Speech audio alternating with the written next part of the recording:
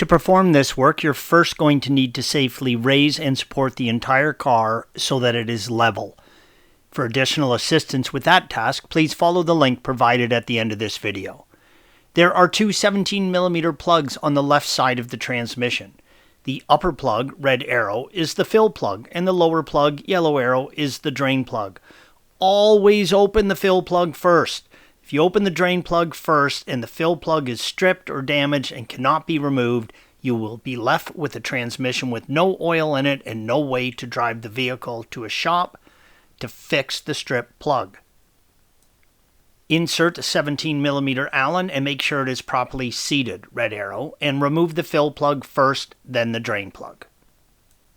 Check the condition of the plugs. This one is fine, red arrow. If your plug has been partially stripped by a previous owner or yourself trying to remove it, replace it.